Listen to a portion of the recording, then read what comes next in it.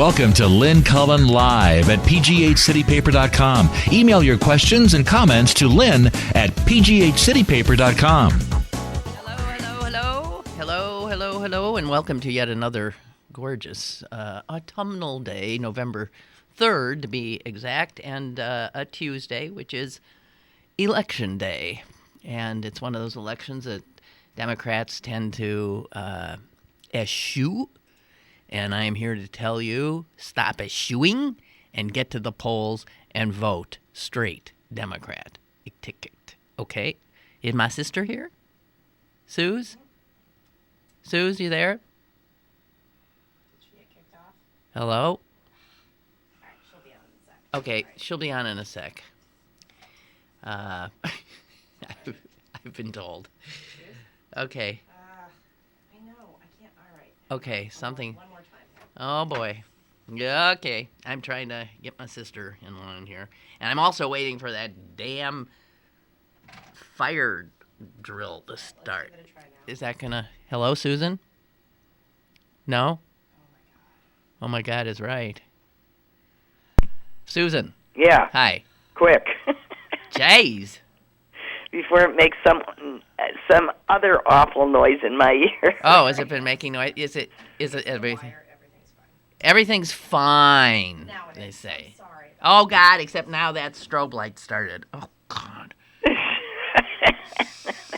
Okay, I'll just have my eyes closed. I got my sister. I got my eyes closed. And everything will be okay in about a minute or so. Oh, Jeez. the ways that we can think of to torture ourselves. Yeah. But you know, this light, the visual stuff, it really is a problem. No, and for me it's getting worse and worse and worse. I literally cannot go into a grocery store or a lot of big box stores without wearing a brimmed hat, like a baseball cap, because those overhead lights. Really? Oh, I'll have an aura within 20 seconds in 50% of grocery stores. Well, I was taking a lovely walk in the park the other day, and I was with some people, and somebody pointed out, "Oh, look at the light flickering through the That's beautiful." all it took. And I said, "Oh my God! I immediately averted my gaze because, for people probably think we're nuts, but No, I find it like if I'm outside, if I just slam sunglasses on, that Really? helps a lot. So for those of you who don't know, some people, are very sensitive to, what would you say, Susan? Well, it's a combination of things. One is sensitive to light, and the other is sensitive to strobing light. Right. So, sunlight through glowing branches can look like strobe Being in your car, driving down a tree-lined street on a sunny day can create strobe. Exactly. And while it seems beautiful to a lot of people, to others it sets off a visual disturbance called an aura. Not like, oh, she had a lovely, I thought, sort of purple aura about her. Yeah, this is more like black and white squiggles that move across your eyes. Yeah, this is like you lose vision, essentially, in one eye. For, I don't know. Oh, it's actually in both eyes. It just feels like it's in one eye. Are you kidding? No, close the eye that you think it's in, and you'll see it in your other eye. Oh, thanks. I don't know that that's true of me. I'm not sure. If I close the eye where I have the disturbance, I still get the disturbance, but it's in my closed eye. I don't think I have it. I think I just have it unilaterally. I don't know. But whatever. And then from that, you can get a hell of a headache after the aura subsides. It, for some people, then is the... for some people, it's part one of a migraine. The good news is I no longer get the headache. Yeah. I get a slight headache, but nothing that's debilitating. No, like the migraine. or the nausea. I just feel like there was a slight disturbance in my head. So anyway, no, when they change the lights in the tunnel, leading into the city. Oh, those are terrible. Oh my God! The first time I drove through, I thought, "Oh my God, I'm going." And yeah, I was, they're terrible because they are just natural strobes. right. They go bang, bang, bang, bang. And what I do now, I drive through. I literally do not look. I simply look at the yellow line. I keep my eye down on the yellow line, which is not particularly safe. But I cannot look straight ahead and get that strobe effect. And then it comes off your side view mirrors too. It just, oh. No, it's a problem. Why don't they care about? And I was watching. And it's not a lot of people have this issue. I mean, it's not that if you go to uncommon. the theater, they have warnings and programs. Warning: there will be a strobe during this performance, so they know it's an issue. You know what's weird? I was watching on my home TV a movie, Fury Road, the, what do you call those movies? Mad Max, latest one, which my son thinks is the greatest movie of all time. And I have seen it before, and for a movie that is a movie like that, which is one long car chase, it's, pretty good. Anyway, I'm watching it, and it's a lot of, effects and this and that, and bang-o if I don't start getting an aura. I thought, you got to be kidding me. So that set me off just the other night. Unbelievable. People don't want to hear about this, do they? Are you registered to vote yet in Illinois? No, I got to do it. Is there anything you're wishing? No, we don't have anything going on. There might be something going on. You got an election today, right? Judges. No, I don't think so. Or if there's an election today, nobody's running for anything because I haven't heard boo about it. Really? Yeah, no, there's no election today in Illinois. Okay. Well, we got one here, and hey, I got a phone call last night, and I had gotten my caller ID had told me these people had tried to reach me twice before. And I hadn't had time, but I was curious. And when I saw them on my ID last night and I had time, I thought, I'm picking this up. And it was a Quinnipiac poll. Mm-hmm.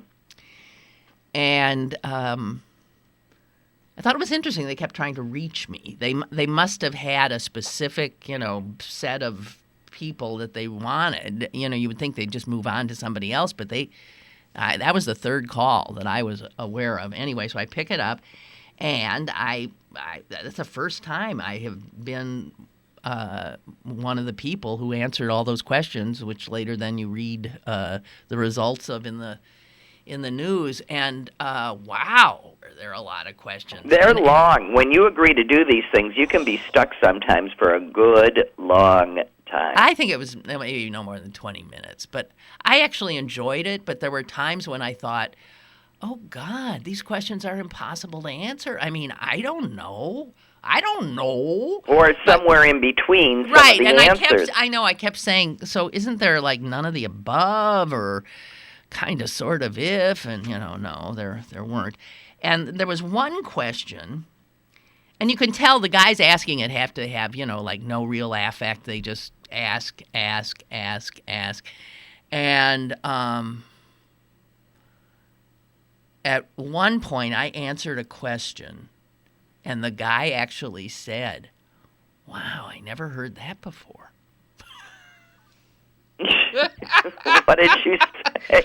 And it was a multiple choice. It's not like he didn't give me a possible... Let me see if I can remember all the multiple. It said, in the upcoming 2016 election, what would you say is the most important issue? And, he starts reading his issues, and they're all so goddamn important. You can't, right. I don't know. That really bothers me because it makes you a one-issue voter, which you aren't. No, and I'm not into ranking. Right. So it was like security, terrorism, jobs, the economy, climate change, education, immigration. Those were some of them, okay? And I'm thinking, boy, all these things need, yep. And then I thought, I thought of the Pope. And I thought of all of these things, the one that we damn well better take care of, or all the rest will sort of be moot. Is the Climate change. Yeah, is the Earth. Right. So I said climate change, and he said, wow, I've never heard that before. Well, because everybody else is thinking about their pocketbooks, dear. Well, yeah, they're thinking jobs, or they're thinking the wars, or they're thinking whatever. And in regard to the wars, I was asked, should we get more involved in Syria? And I said no.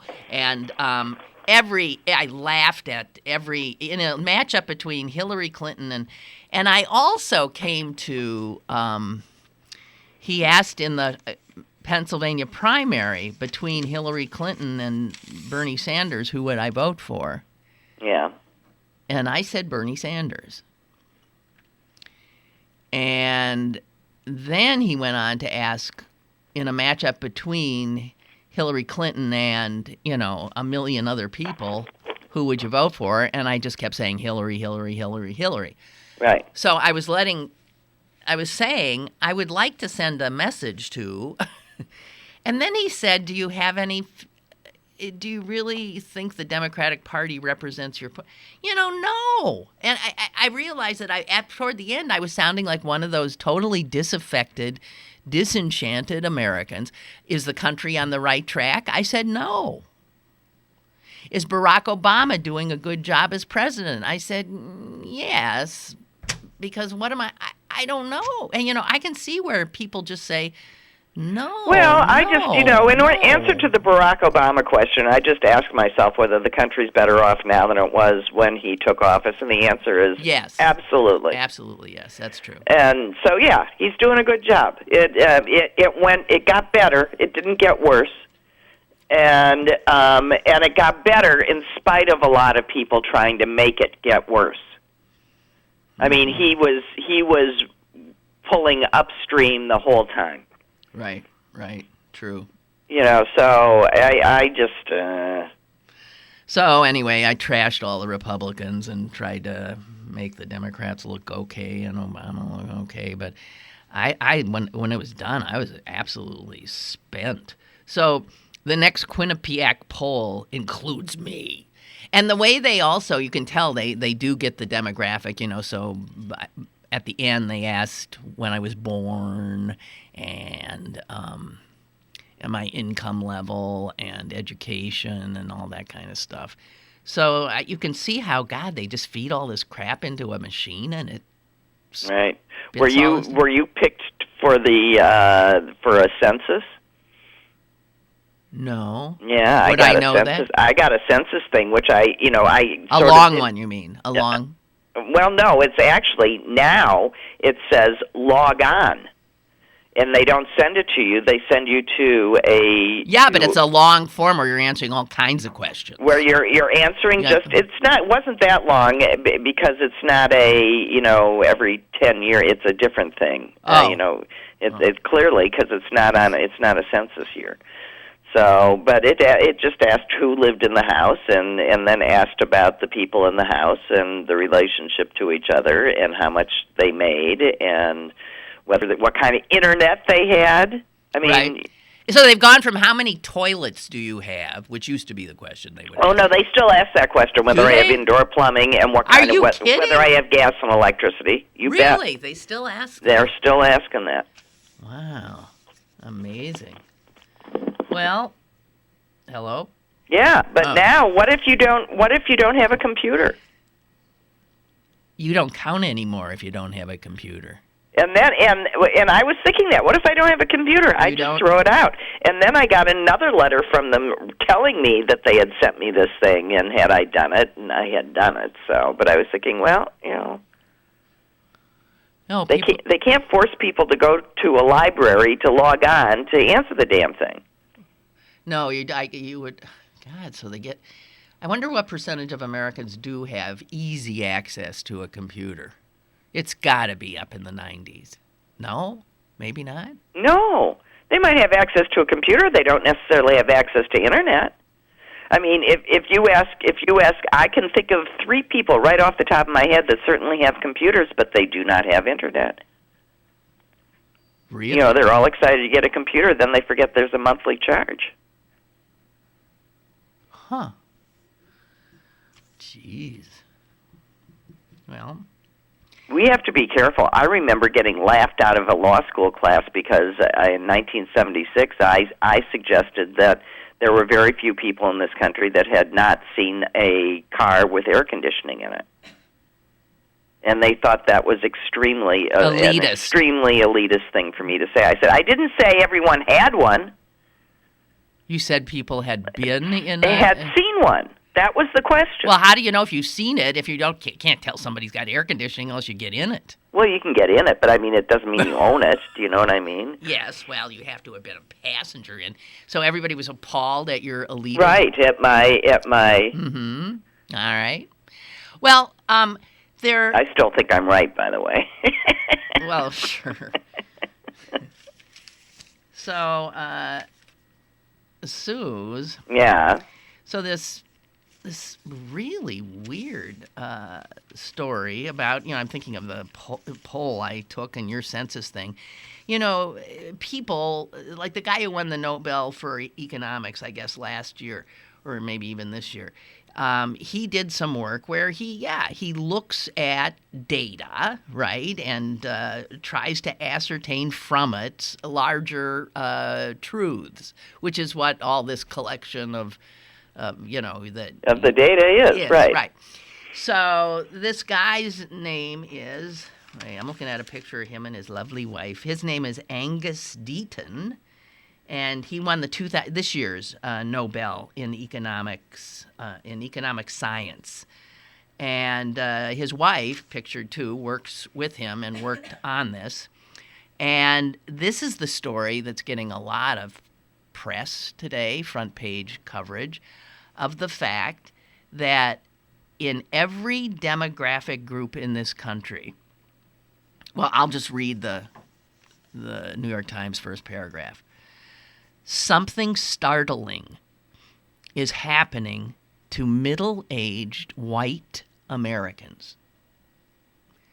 Unlike every other age group, unlike every other racial group, unlike every other ethnic group, unlike their counterparts in other rich countries, white middle-aged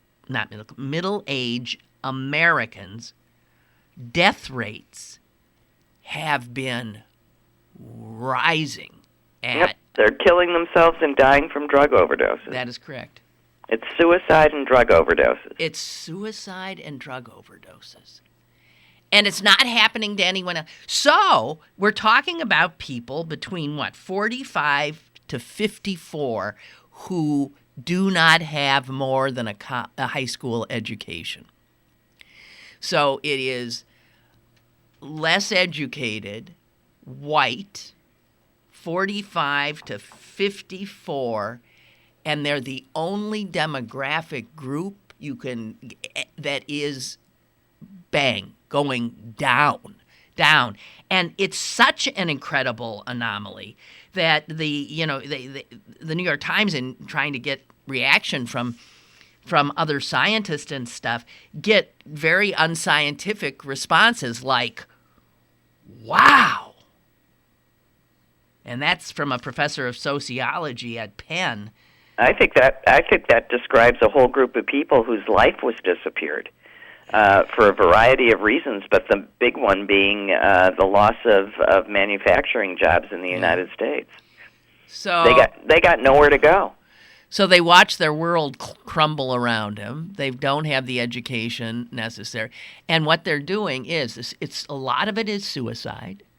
And a lot of it is, more quiet. It's they're in bad health. They get addicted to painkillers, opioids. Then they get into heroin, and they're dead. And they're reporting a lot more pain, and they are right. They're saying they have more pain.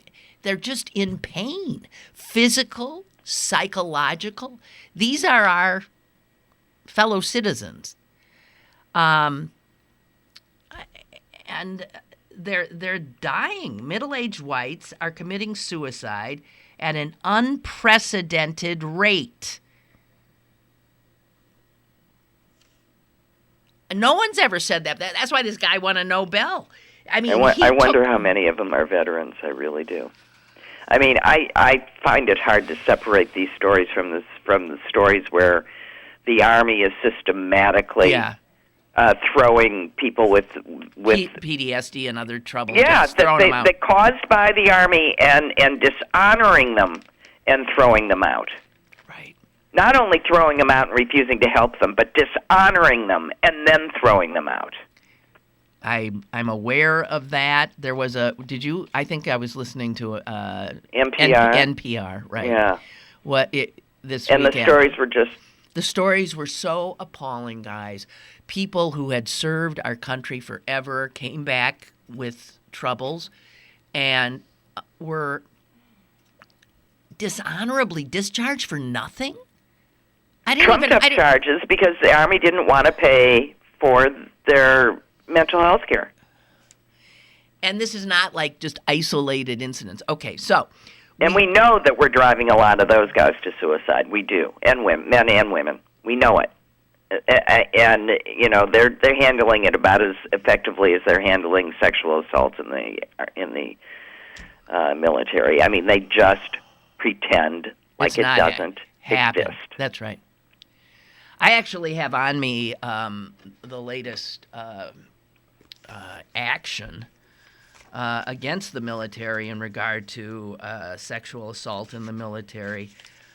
This is a case brought on behalf of, I guess, there are 5 female plaintiffs, and it's in the United States District for the Eastern District of Virginia, and it's these women all from the Army versus Department of Defense, and it was just filed, I guess, recently. The woman who is the lead attorney is coming to Pittsburgh in a week, hoping to get her on the show as well, Susan Burke, and she figured largely in that extraordinary documentary, The Invisible War, that is about sexual assault in the military. It was an Academy Award nominated documentary a few maybe 2 years ago or last year, and wow, it is hard to watch.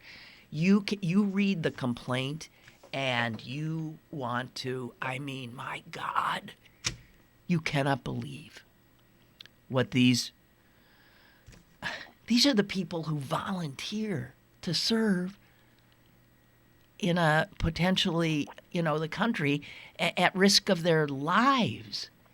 And they don't realize that it's going to be at the hands of their compatriots. Oh, my God. You cannot imagine. So anyway, yeah, that dovetails with this. But so I don't know. Obviously, a lot more research is going to be done about this. But these people, there's a graph here, and every other, African Americans, but in that age group with high school educations, they're not killing themselves. Their death rates are going down. It's only white. And I'm wondering if this doesn't also tell us something about the kind of, political rage we see. I often think it's just white middle-aged men, but, where they feel like everything's been taken from them, and they decide, it's being given to, blacks and Hispanics and immigrants and everything else. But yeah, they have, their world has disappeared on them, and it's not just economically, but it's also socially, with women and others, affirmative action and all of that. All of a sudden, they had to compete with a whole bunch of people they never had to compete with before, white folks. So this could, you see, I don't know. It could explain in some part the sort of the uptick in racism. I don't know. I don't think of those. I'm always skeptical about whether there's an uptick in racism or whether we're just noticing. Well, I think Obama brought that. I just think it just bubbled to the surface. It totally came to the surface. We got a call. Hello? Hello, Clarence. Yes. Hi. As I was listening to you, I know I'm behind. I said, "Oh, she just said what I was going to say." Which about is everything being taken from you. Yeah. You almost see like a hopelessness, and yes. You don't see any way out. Yeah. That's drugs, suicide. That's right. Alcohol. That's right. It's also physical pain being the manifestation of the emotional pain. Yeah, the stress. The stress is giving you the physical pain. Exactly right. Yeah. So Well, it's interesting. And what's his name? Trevor Noah did something about last night about the cops being all upset that people are judging them based on the clothes they wear and who they are. So like a little play on it, which I thought was interesting. And I actually thought about this. You mentioned it yesterday, and I read it. This thing, and I'm thinking the reason, one of the reasons why blacks aren't going up is because they're used to it. This isn't anything new. This right. Isn't something, I was going to say that, Clarence. I was going to say the black men in that age group are A, survivors. Mm-hmm. Yeah. And B, this is nothing. This is the reality of their life, and they've probably overcome it. Yeah, you overcome it at like a young age. Right. It's not like you don't have any No, this had to do with the loss of privilege that this demographic group had, right? Yeah, exactly. And, Susan mentioned the loss of manufacturing jobs. Yeah, manufacturing jobs. Yeah, without a doubt. Arguing with somebody yesterday, I said, the retail jobs are the new manufacturing jobs. You just have to pay them more so that they can support a family, Yeah. Have a decent living, not, they don't have to walk around with, Michael Kors purses or anything, but, have a decent living. Yeah. Just pay them more money. That's right, because there's not manufacturing jobs, so these people are working now in service, in retail, the service industry, which they get paid nothing. And so for all we have to do is change. I want to use that word zeitgeist again, like I did yesterday. Change the zeitgeist about the way people, just there was a time when manufacturing jobs, people thought that was like a low-end job. You shouldn't make that kind of money, right. Digging a ditch. Yes. And then the unions came along and said, sure, why not? So all we got to do is change that idea that, flipping a burger, $15 an hour, a living wage. Why don't people realize they're so short-sighted? We just got to go to the place where all work is honorable. And they should be paid. And if you don't have people who can dig ditches, and you don't have people who can pick up your garbage, and you don't have people who will make your burgers and serve them to you, well, then your quality of life ain't going to be too good either. We're all in it together. We need everybody. For me, it's that thing where people judge their worth against somebody else's worth. Right. Yeah. Well, I went to college.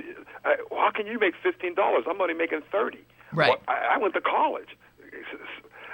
So, why do you have to put your life up against this person's life? I don't know, but I think that's another thing that people have to. I think people on welfare putting down people on welfare. Like, thank goodness for Facebook. I said, well, you're on welfare. You get government assistance. What are you talking about? I out them real quick. Unbelievable. But they have to try to put themselves up. Nobody ever. Yeah, that's right. Yeah. It's just again that horror known as human nature. But that article, I posted it on Facebook. 0 response. Nobody looked at that. It was like, I thought that would like start a conversation. Nothing. Huh. Nothing. I got no response at all. I got a response to my cute little niece in her, Halloween costume. But nothing. No, this is big. No, this is really big. I mean, and again, the people who are interviewed about it say things like, "It is difficult to find modern settings with survival losses of this magnitude." I mean, they're saying things like, we've never seen anything like this. Or the one other guy said the only thing that's even remotely like this in our lifetime is HIV/AIDS. Mm-hmm. Yeah, it's one. It's I that think much of too, a scourge, is what they're saying. It's that much of a change. Yeah, I read that and I went, "This is." I was shocked by it. Too. You can see, usually I don't stutter as much, but you come up with your little hypotheses and stuff. I can't wait till they figure it out, if they ever do, because it could be a combination of stuff, And like Susan said, I was curious how many of those were military, Mm-hmm. Well, they're But definitely sending those numbers up because that would be the age group. Yeah, but I was also thinking, well, wouldn't that spike be in the in the black community too? Yeah. In the Hispanic community, that little suicide spike, Well, but the suicide spike, 45 to 54, our veterans, I think, tend to be either younger than that or older. I mean, Vietnam vets are over that age. Yeah, that's what I thought. And the Iraq, Afghanistan well, but vets. you also don't. It takes you a while to give up. They might have been battling for 10 years before they give up. Mm-hmm. Well, I don't know. I don't know. Well, we don't know. It'll be interesting if it's white. It's white guys. They'll probably pursue it. Yeah, that was one of those things that I was talking about. That once that happens, they'll figure something. And to me, it's always the bottom line is opportunity. Opportunity to make something of your life and feel good about yourself. Right. That you're accomplishing something. That's the same thing that's going on in the inner city. As soon as you give people jobs and opportunities, you'll see a lot of these problems just start to disappear. Though, it's weird because I read this initially and thought white males. Mm-hmm. And that's not what it is. They do not break this down, male, female. This is U.S. White, middle-aged people, uncollege educated. Mm-hmm. No college education, whites, in that 45 to 54 age group, men and women. You know what? I feel sorry for, my lighter brother and sister. There's actually more pressure to succeed, in the white community. You're pressured. You're expected to be at a certain level by the time you're middle-aged. If you're still living in an apartment and driving a 10-year-old car, you're considered a failure. Well, you were sort of raised with a guarantee that you will be fine. Yeah. And they're not doing as well as their parents were doing. No. So. It's really something. It's a big story. Yeah. I Okay. said, if it wasn't for you mentioning it, I would have never saw it. And and I was surprised that I didn't get more of a conversation out of my way more middle-aged white friends on Facebook. Nothing. Well, because it's maybe way too close to home. Yeah. Way, way, way too close to home. I'm gonna try to repost it. Maybe something was taking up. It was like they're taking up their brain. Their attention. What judges right. to vote for or something. Okay. Well. Okay. Thanks, Clarence. Thank you. Appreciate it. All right. Can I just change the subject for a second to tell you what just crawled across my television screen? A Notre Dame female academic coach was. Oh, I thought it was like a cockroach. I thought, what are you talking about? No, the a crawler crawl. across the bottom of the stage was a female academic coach at Notre Dame was dismissed for forcing her students to have sex with her daughter.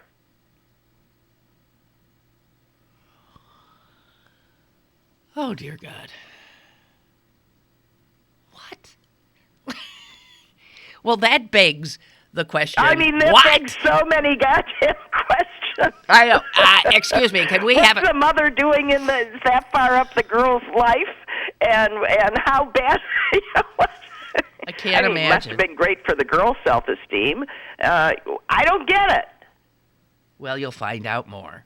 Anyway, I'm sorry. I just sat there with my mouth open as that went by, and I had to say something. Go ahead. Because that's the kind of stuff that people like to talk about more than what I'm sitting here talking about. Hey, here's something else I want to do. As everyone goes running to find out more about the Notre Dame woman.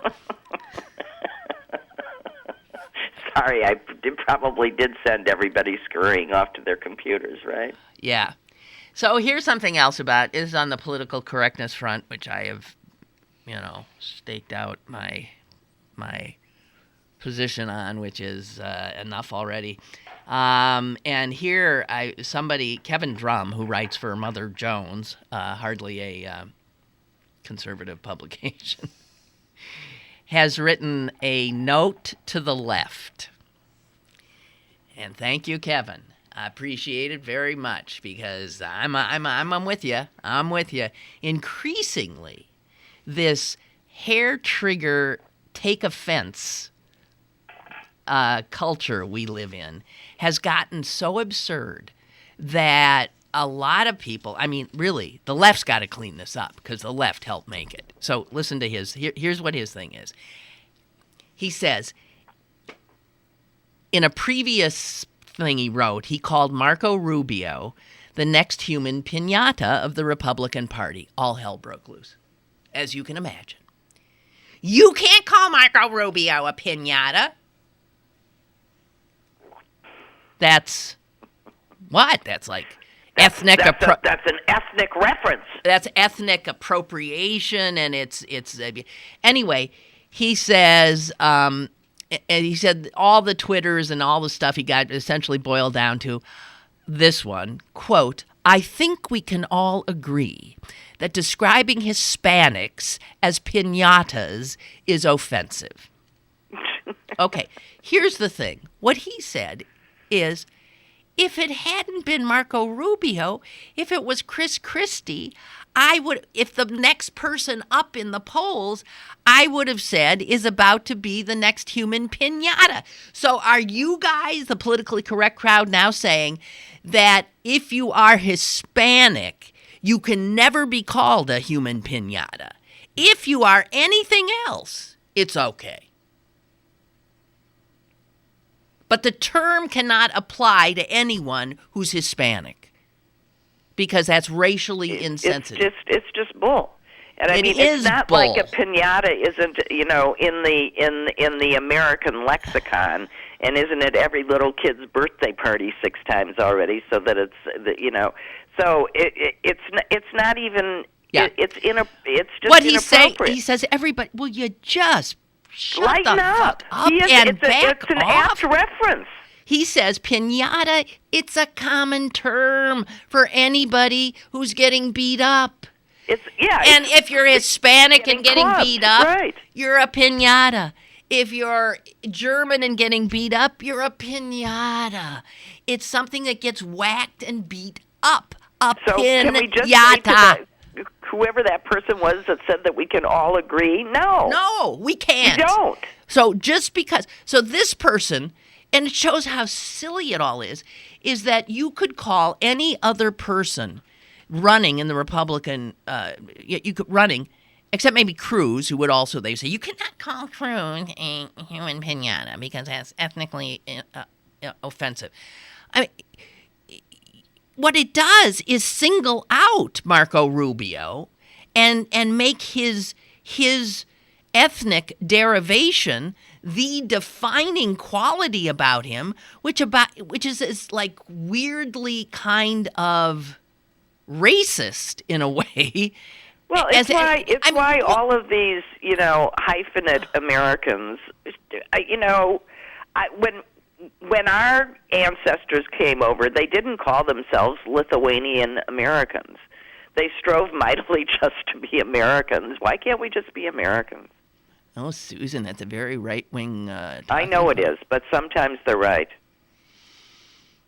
Well, sometimes you're proud of your birth heritage. Yeah. Well, it doesn't say I'm not an American. I'm an American. Because we're a nation of ingathered people, we're made up of all the... And I can see where someone proud to be an American also wants to say American via Ireland or Italy or German. Yeah. It's okay. It is okay. No big deal. But you're just pointing out how it backfires in faces. Well, listen, here my next thing that Kevin Drum writes out is going to make make you squirm a little more, okay? Because this has to do, the one had to do with racism, this will have to do with sexism. Now listen to this. He also said, Ralph Nader is getting ripped apart because, well, here's what he says. Ralph Nader is mad at Janet Yellen, head of the Fed, for keeping interest rates low. So he wrote her an open letter suggesting that she sit down with, and this is what Nader wrote, I think you should sit down with your, quote, Nobel Prize-winning husband, economist George Akerlof, who is known to be consumer sensitive, end quote. Well, all hell broke loose. Here's one post. Oh, yeah, Ralph Nader just told the most powerful woman in the world to take more tips from her husband. Okay? Here's what he said about these. It's not a big deal, guys, but it's way past time to knock it off. Nader wants Yellen to talk to this Nobel Prize winner who's in bed with her because he thinks the Nobel Prize winner agrees with him, Nader. And he's saying, hey, talk to your husband if you won't listen to me. It's not that he's her, hey, idiot female, listen to your husband. It's like, and maybe there was some sexism involved with Nader saying that, but we don't know. And why do we always jump so quickly to that conclusion? Here's what Kevin Drum says. And you've been quiet on this one, Susan. I'm thinking about it. Okay. I told you it'd be harder on you. Here it is. He says this, I wouldn't care so much about this, except that I think it does real harm to the cause of fighting racism and sexism. In bigger doses, it simply makes us all look silly and provides an endless series of excuses for ordinary people to get exasperated at lefties and for conservatives not to take any of it seriously. We really need to stop this. If conservatives want to be offensive, at least make them work for excuses to ignore those of us who care about this stuff. We're making it way too easy for them. Well, I agree. Yeah, you know, there comes a time when Yellen is who Yellen is. You know, and she has achieved a very high position, and I'm sure she's done it with plenty of conversation with her husband and benefited enormously from their relationship, like any good partner and any good marriage does. Uh-huh. You know, but Yellen is Yellen, and, you know, telling her to go talk to someone, you know, no, because she happens to be living with a guy who agrees with Nader. Well, of and course. he's saying, talk to your husband. And I doubt that, and I have to say, I doubt that if it were opposite and the husband were the Treasury Secretary or the head of the Fed and her husband, his wife, a Nobel Prize winner, that Nader would have said the same thing opposite. But we don't know. It is. It's hard to believe that it's not an offhand little, you know, smarmy little dig. Go talk to your husband. It is. It is. I mean, it's just a petulant little thing. I just don't think it does that much harm because she is where she is, and all these little yapping men underneath her. I think what Kevin you know, Drum is saying is, guys, if you don't ignore the small stuff. Don't make it. Making mountains out of molehills only makes it difficult to point out real issues. I It's totally like agree. if You pick your battles. Yes. And anyone, I mean, if every time African American doesn't get what an African American wants, a job, it's racism, nobody pays any attention after a while. You've got to, come on. Seriously. Or Jews who call everything anti-Semitism. Semitic. You know, come on. Well, but that's why I said Yellen's sitting right where she's sitting. So, you know, that to me, that thing speaks She for doesn't itself. need, exactly. You do not need any You don't defense. need to bolster her Don't worry. or argue on her behalf. Ralph Nader can't touch her. So Right. it doesn't matter. Oy. And if the best he can do is tell her to go talk to her husband, well, there are a lot of reasons I don't like Ralph Nader. I don't have to get to this one. Well, that's for sure. I just don't. He's just sort of an icky guy. No, all around. I know. Here's why I don't like him. He's a spoiler. Yeah. He gave us George W. Bush. Yeah, he's a spoiler, and he did it on purpose. And he did it with the help of lefties. Yeah, he's just petulant. Well, no, I'll ruin I it don't if I know. can't get what I want. I'll make sure that Well, nobody I don't gets know. what they I think he's done a lot of good stuff, Suze. want. He has, but I don't like him. All right. He got the Pinto outlawed. Yeah. He did some serious I'm work defending on him. behalf- I'm switching sides. All right. I just don't like the guy. Can't help it. Yeah, but you don't have any real reason other than his. No, it's purely. I wasn't mad at it's him purely for it. visceral. My anger was toward people who voted for him. I know, and I offended a ton in my radio audience at the time. I said, "Thanks a lot, guys. Thanks a lot. Thank you very much. Look what you did." So,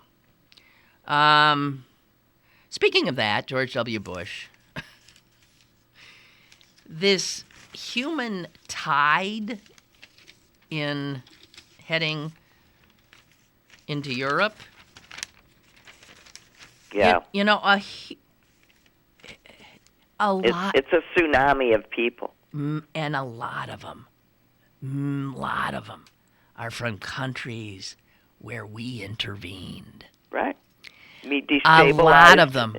I mean, there are now some, get this, listen guys, there are now 2 million Iraqi refugees throughout Europe. We displaced 2 million Iraqis with our wonderful war there. Afghanistan is seeing a huge migration out. It's not just coming up from, Syria and Libya. And again, all of these things where the West and the Europeans and colonial powers had a lot to do with creating the disaster that we're now seeing unfold, which is Right, and these people aren't leaving because it's optional. they're running for their They're- lives. They're running for their lives, and they're willing to, they know that no one makes it. It's so bad where they are that they're jumping out the window. I wonder who, when I see pictures, I saw a picture the other day of 2 girls somewhere in Syria who were walking through rubble. And I thought, why are you still there? Why is anyone still there? So, our hands, our fingerprints are all over this.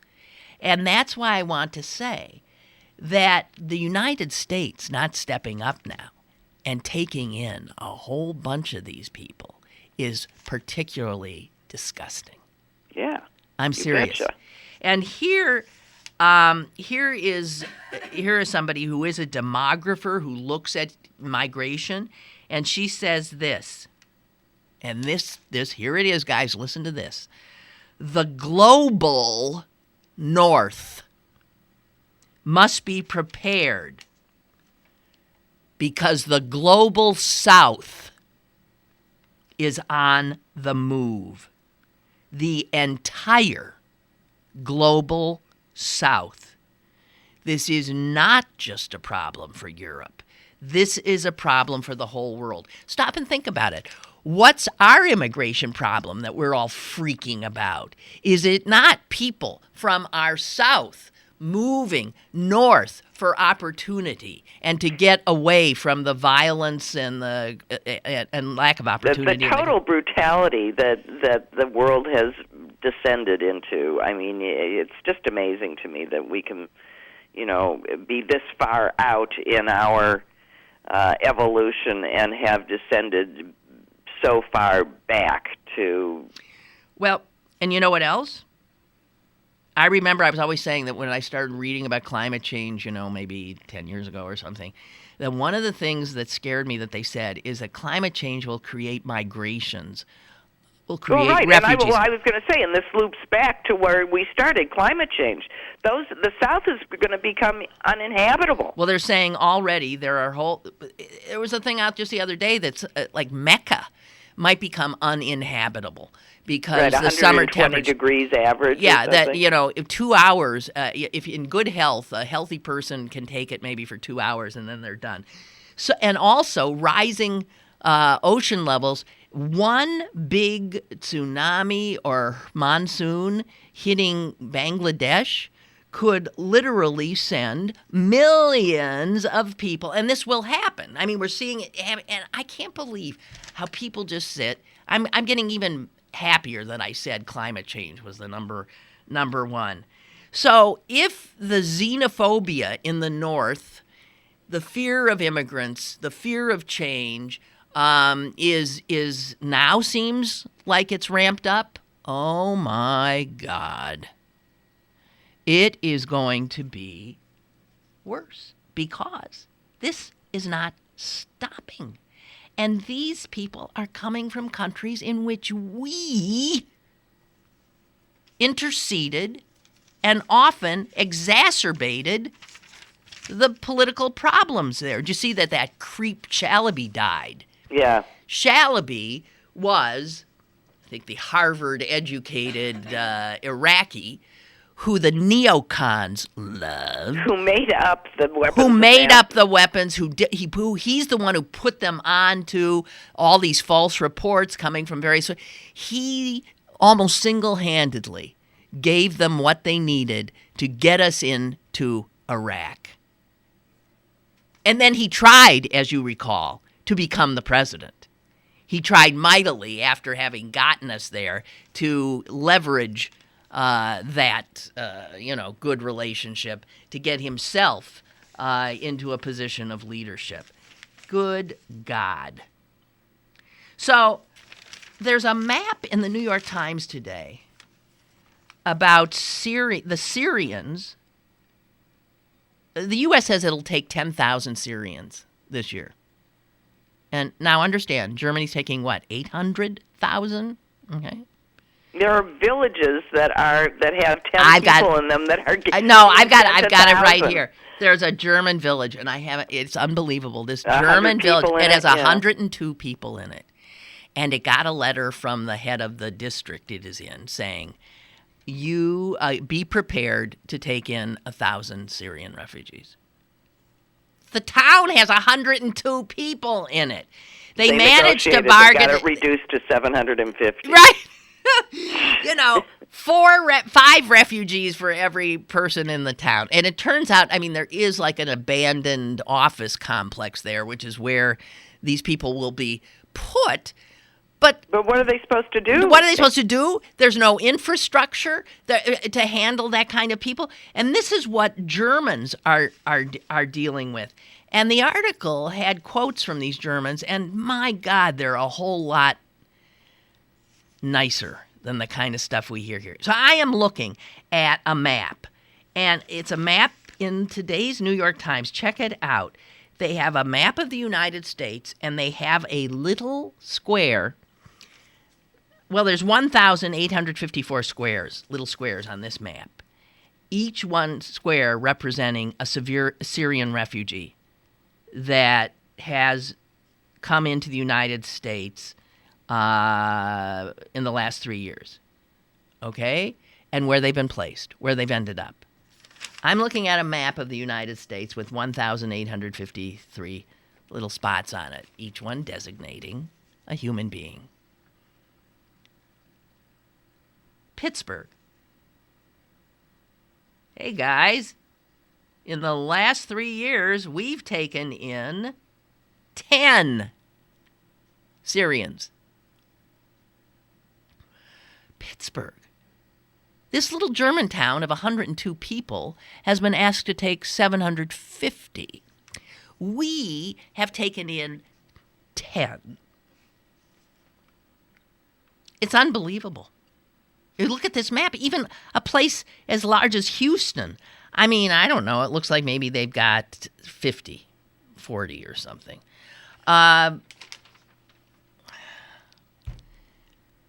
You know, you reap what you sow. Yeah. And as we talk about this, we see this, you know, that I have to tell you, what Obama's doing now with Syria is ludicrous. I don't know what he's doing. It's fits and starts and I will and I won't, and it's totally reactive. And either fish or cut bait. You want to get in another one of these friggin' countries? Then get in. You don't want to get in? Then don't go.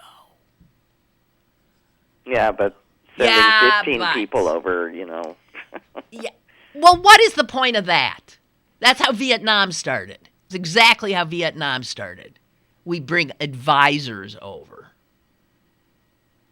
I was listening to a show the other day when they were saying, well, boots on the ground. And some guy called and said, I find that term so offensive. And thank God, I never heard anybody say that before. Boots on the ground? Excuse me, are you talking about a human being? Right. No. Are you talking about a soldier? If you say boots on the ground, it's literally people, the image you get in your head is what? Boots. Not people, boots. I don't know. It's an extraordinary mess, and quite clearly, nobody knows what to do. And all the actors, the global actors, are simply looking out for their own interests and positioning themselves. So the reason we have to have now people back in there is because Putin has come on the scene and we can't leave him unchecked. And this is geopolitics. Jesus. Well, it's distressing. I honestly, in all my life, I can't remember feeling this downhearted about the future of the world. Yeah, I agree. I mean, I don't know if it's a combination of a lack of naivete about my own country, or shall we put it a different way, cynicism about my own country. But we've had that since the 60s, so I don't think that's necessarily it. Oh, things have gotten worse. I mean, again, in terms of the corruption of our institutions. Yes, yeah. I mean, name an institution that's not been corrupted. Health care system, justice system, government, all polluted, corrupted, and not running well, if at all. And I can't believe that, speaking of corruption, we'd never once mentioned the Vatican. This is like... Well, that's big, because I didn't mention it because, we really don't know anything yet. No, but it's like the best, juiciest novel. Novel, yeah, and don't think it won't get written. Oh, jeez. So the guy... Tell me more. It's like I'm singing the refrain from Grease. So the priest that Pope Francis put in charge of ferreting out some of the crap going on in the Vatican is now sitting in jail in the Vatican, accused of leaking information when he was put in to suppose. Wow. No, he was one of the people on the committee, but he's a far right guy. But he was appointed by Francis. Yes, he was. I'm sure Francis appointed people all across the spectrum so that it looked like a fair. I mean, that's the right way to do it. But what this guy did is steal information and leak it. You don't think of the Vatican as having a jail, do you? No, they got a police force. They got a jail. Listen, it's all the better to keep their secrets. Uh-huh. Wow. Yeah, but there's as I said, the long knives are out, and I hope Francis... My favorite is the one with the saints, though, that when they ask the people that decide who's up for sainthood to show them their financial records, they were told there were none. What do you mean? I didn't even see Oh that. yeah, well, I mean the inference being that the way the way to sainthood is paved with gold, and so the Vatican froze their bank accounts. Oh, I don't even understand. Oh God. Okay. It's just good reading. That's all I can say. I wish I read Italian. Yeah. So anyway, Colette had written in, Susan, I'll give you this because as soon as you get off, I know where you're heading. She said, I read part of that story about the Notre Dame coach yesterday. The daughter actually works at the university too. So she's not that young. The issue came up because one of the athletes filed a lawsuit against the tutor, the woman, who I guess was saying you could get a better grade if you take my poor daughter out. I mean, this is what I can't. Well, we'll find out more. Jeez. Boy, talk about an embarrassing mother. Yeah, I mean, yeah, Oh, right. man. I mean, I'm Jesus. just... God almighty. All right. Okay, bye. Yeah. Bye, Suze. Thanks. And bye to you. Vote, vote, vote, vote, vote. I talked somebody yesterday into voting who wasn't going to vote. You do that too. Do not get Democrats who don't think this is an important election. Get them in. Tell them it takes 2 seconds. Pull the D. Pull the D and get out. Okay? Please. Thank you.